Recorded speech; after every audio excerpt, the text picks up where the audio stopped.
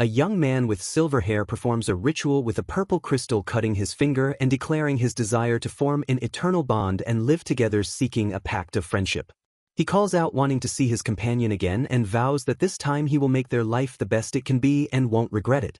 The scene shifts to a much older version of this man now named Zeke, who wipes his brow and states his name is Zeke and he lives with a slime named Fios. Fios, a blue slime with a black core, is shown bouncing. Zeke reflects on his aging body, saying that lately even walking has become tough and his joints ache. He notes that tea alone fills him up now and acknowledges that a slime isn't really a good conversation partner. Despite this, while lying in bed with Fios resting on his chest, he tells the slime it might be odd to say at his age, but he's grateful to it. Zeke explains that since Fios is a slime, it can help with the town's garbage disposal, and thanks to Fios he has managed to get by even in hard times. As he finishes his work for the day, children in the street point and say the old garbage guy came again today. However, not everyone is kind, as a woman tells a child to stop, warning that Zeke's slime will attack, and the child boasts that even he could take down a creature like that. Zeke sadly closes his door with Fios on a table nearby. Later, Zeke serves Fios tea, remarking that if you serve a slime tea it will drink it properly. He remembers that at first Fios would just suck it up in an instant, but at some point it started to match his drinking pace. Still, he envies people who have someone to actually talk with, but looks fondly at Fios, calling it a cute little guy. As he lies in bed, Zeke asks Fios if it is grateful too. He used to think his days were just lonely but at least guaranteed, but realizes that wasn't true. He had heard that over time even a magical creature can connect with your heart, and expresses regret that if only he had tried to understand Fios better and sooner, remembering someone saying even slimes get happy when they are pet. Zeke tells Fios that as tea-drinking friends maybe they will come to understand each other's feelings, and starting tomorrow they should talk more. He then says he's tired and thinks he'll take a nap. His hand, which was reaching for Fios, falls limp. Fios remains by his side making soft sounds. Suddenly a young boy kicks Zeke, shouting for him to wake up because the officials are waiting at the square. Zeke groggily sits up, looking much younger and wondering where he is. The boy calls him Rano. Zeke is confused. The boy then says, "Rano? I'm Rao Zeke." Zeke exclaims in disbelief, asking if it's really Rano, questioning if it's a dream because Rano died in the war. Rao, looking confused, says, "Did you hit your head? You still half asleep or something?" He then clarifies, "Oh, right. When he was a kid we called him Rao." Zeke asks where Fios is, but Rao says Fios isn't there and urges him to go. They arrive at a desolate area with many people gathered before a group of officials. Zeke observes the familiar scenery and people, realizing he looks like a child, and wonders what is going on. An official announces that His Majesty the King has established a new law, the national contract law, requiring all citizens regardless of status to form contracts with magical creatures, and that the contract ceremony will now begin. Zeke recognizes this day and everything that's about to happen, thinking it might be a dream or an illusion. Rao is excited, exclaiming that they'll get to use magical creatures too. A young girl steps forward onto a summoning circle and with a flash of light summons a small bird-like creature. Some onlookers and a soldier comment that the magical creatures being summoned are all weak and useless, and that as expected nothing good comes from the slums. Another soldier yawns, noting that nobles with strong magic often get powerful creatures. Zeke thinks the soldier has a point, but then reflects that just because they're weak doesn't mean they're worthless, as it all depends on how you use them. For instance, small flying beasts can serve as scouts or deliver letters quickly over long distances. The official calls, "Next," and Rao excitedly tells Zeke, "Oh, it's finally my turn. Watch me surprise them." Rao steps onto the summoning circle and declares, "What I seek is a pact of friendship. To form an eternal bond and live together. Answer my call." A massive surge of energy erupts and a huge thunder light tiger appears. The crowd gasps. The official shouts, "It's a thunder light tiger. Get back immediately," and orders guards to prepare their weapons in case it goes berserk. Rao stands before the giant tiger, which then leans down and licks his face affectionately. Everyone is relieved and amazed. The official remarks, "A thunder light tiger. What a surprise. This one has a bright future." Another adds, "It's a strong magical creature known for both its intelligence and its beauty. To think that kid actually formed a contract with it?" Rao proudly turns to Zeke. Did you see that, Zeke? I summoned something amazing. You're up next." Zeke thinks, "That's right. If my memory is correct, this is the moment. I met Fios." He steps forward stating, "What I seek is a pact of friendship." He resolves internally, Even if this is a dream that will one day fade, this time I'll understand you, connect with you and live by your side. To form an eternal bond and live together, answer my call. A gentle light appears and a blue slime materializes. One of the guards shouts, "This light. Another one's coming. Get ready." Zeke looks at the slime with wide eyes and kneels down, embracing it, tearfully exclaiming, We met again." Onlookers murmur, "For a moment I had high hopes, but it's just a slime. The weakest magical creature said to have low magic and intelligence. Poor thing. That kid's never escaping the slums now." Rao looks at Zeke with concern. Later, Zeke is sitting up, having seemingly just woken up again as a child. The slime is on his head. He pinches his cheek, saying, "Ow, looks like this isn't a dream after all." He looks at the slime, "But are you really, Fuss?" Tears well up in his eyes as he hugs Fizz tightly. "Thank you for coming back to someone like me. I'm sorry I couldn't understand you before, let's get along this time." He tells Eve, "Can I call you Fizz again? I named you after the goddess Alphiacient who brings aid even to the slums." Just then Rao enters with a girl with short dark hair, saying, "In came too." Zeke looks surprised. "Aaron's?" Then corrects himself, "No. Inai. Inai, is that really you?" He rushes forward and hugs Inai tightly. Inai, confused, asks, "Whoa.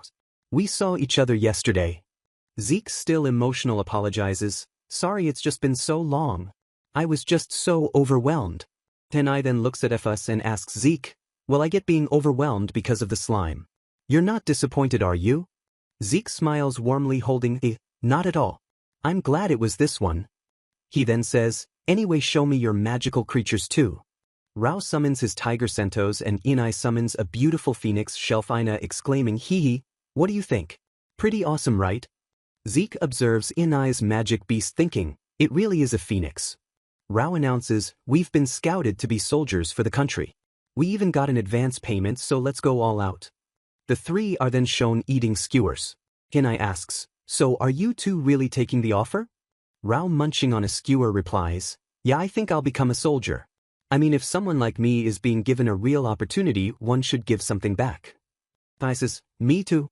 I admire adventurers, but if I have healing powers, I'd like to learn how to use them." Zeke smiles, "I see, that's great. Don't make that face. I've got a job lined up too." Zeke reflects, "My life was full of jealousy, regret, and reflection, not one to brag about. A life without jealousy or regret is impossible to live. But this time I'll make choices I won't regret as much and take another look at what I do have and live on." He looks at Hifus, which jiggles beside him. He then gives a thumbs up to Rao and, "Next time I'll treat you both to a feast. Just you wait. I'm not alone anymore. With Fos I can do this. I'll prove it. That's how I've come to feel." Fos jiggles again as if in agreement. Zeke, now a young boy again, walks through a commoner neighborhood holding Fos, searching for a particular place. He notices people glaring at him and reflects that while his bones feel young again, he's glad this neighborhood is for commoners because nobles would have driven him out instantly. He remembers his past life when he was penniless and aware that the future held a war with countless casualties. Determined to change his fate, Zeke thinks that first off he needs to earn enough money to escape eventual poverty because there are many things he wants to do and he wants the power to choose his future. Feeling confident with his past memories and Fos by his side, Zeke decides to return to a place where he used to work. He approaches a door and a man answers, asking what a little kid is doing there.